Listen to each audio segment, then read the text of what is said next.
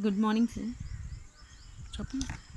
Good morning, sir. I am Sumalata. I am teaching random variables and stochastic processes. Now, in this session, I am explaining about the random variable definition and conditions for a function to be a random variable. Okay, so here, before going to the random variable definition, first we know about the probability. Why the probability concept is introduced. Okay, so here in the signals we are having two types, deterministic signals and non-deterministic signals.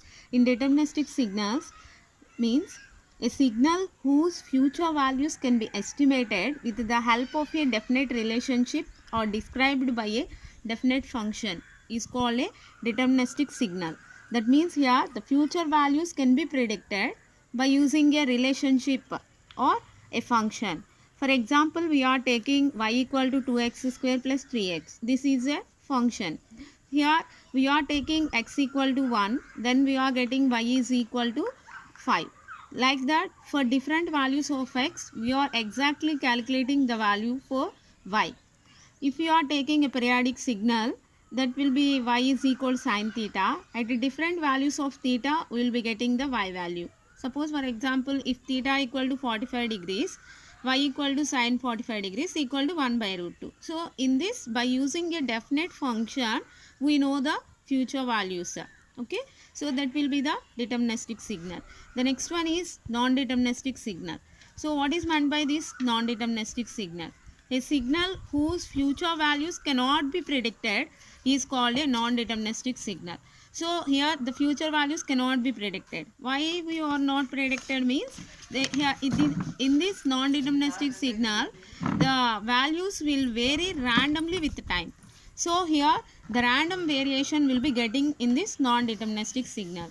That's why we are not calculating the future values exactly. Okay.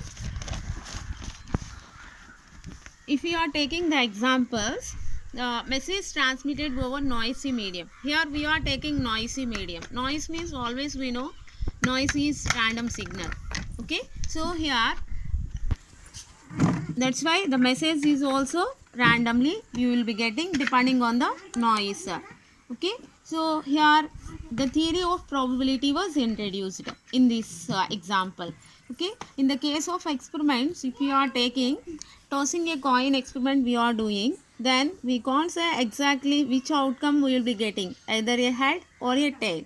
Okay, if you are taking another example, rolling a die, if you are doing this experiment, the outcomes are 1, 2, 3, 4, 5, 6. We can't say exactly what is the outcome we are getting. In this type of examples, we are introducing the probability. Generally, easily we are saying probability means may or may not be occurred.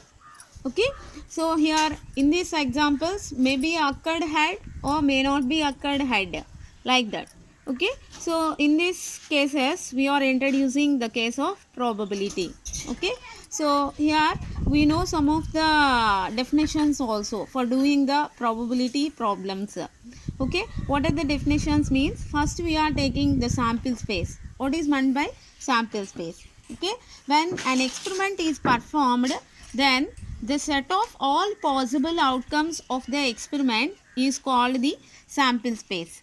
Okay, so here whenever we are doing the experiment, we are considering all possible outcomes, then that will be the sample space. So if we are taking the same examples as above, then tossing a coin experiment, the sample space is head comma tail. Rolling a die experiment, the sample space is 1, 2, 3, 4, 5, 6. So this is the sample space. The next one is, the next definition is event. So what is meant by an event? An event is defined as a set of possible outcomes of an experiment. That means here we are considering only some of the outcomes. Okay, it is the subset of the sample space. So the event is the subset of the sample space. How it will be subset means, by taking one example, suppose by doing rolling a die experiment, if you are taking the event as getting an odd number, here we will be taking the event as getting an odd number, then what are the elements we will be getting? 1, 3, 5. These are the event elements. Already we know the sample space 1, 2, 3, 4, 5, 6. Okay, here this event is the subset of the sample space. So always the event means we are taking only some of the elements. The sample space means all the possible outcomes will be taking. That's why the event is always the subset of the sample space. Okay, the next one is mutually exclusive events. So mutually exclusive events means if we are taking two events, if we are not getting any common element of the in the two events, then we are saying the two events are called mutually exclusive events. See here, mutually exclusive events means if any two events in an experiment have no common outcomes, then the events are said to be mutually exclusive events. Here event 1 is taking as drawing a king card.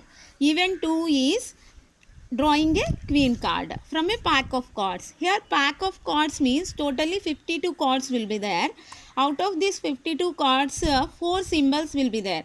Those 4 symbols are diamond, spade, club and heart. Each symbol having totally 13 cards. So drawing a king card means we are getting 4 king cards. Drawing a queen card means we are getting 4 queen cards. You are not getting both king and queen at the same time. Okay, so that's why these two events are mutually exclusive events, because both events cannot occur at the same time. Okay, so the next one is favorable events. So what is meant by favorable events? Favorable events means in a given experiment, the number of outcomes which are favorable to get the required event are called favorable event. And here the important thing is required event. Okay, required event. So to get the, depending on the required event, we are getting the outcomes. Okay, so if we are taking one example, from a pack of cards, the required event is getting a king card. Okay, from the above, already we know the required event is getting a king card means the number of favorable events are 4, because 4 symbols will be there, each symbol having 1 king card. So getting a king card means we are getting 4 king cards. Here the number of favorable events are 4. Okay, like that we are taking these definitions also.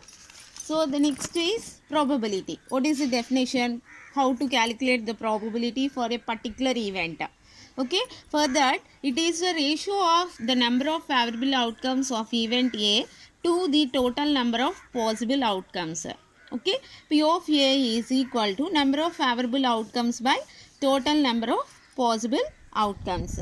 Okay, so here we are considering when a die is thrown, then event A is taken as showing odd number. Showing odd number means what are the elements we will be getting? 1, 3, 5. The number of elements are 3. Favorable events are 3 here. Okay, favorable outcomes are 3. Already we know rolling a die means the sample space having totally 6 number. Possible outcomes are 6. That's why P of A equal to number of favorable outcomes by total number of possible outcomes. So favorable outcomes are 3, possible all possible outcomes are 6. That's why 3 by 6, that is equal to 1 by 2. Okay, this is about the probability. Here if you are taking the probability, that will be always is greater than or equal 0. What is the meaning here? So the probability is always a positive value. Okay, so the probability is always in between 0 and 1 only. Okay, because P of S is equal to 1. S means the sample space. Sample space means all the possible outcomes. That means the sum of the probabilities of all the possible outcomes is equal to 1. Okay, these are the properties of the probability. Okay, thank you.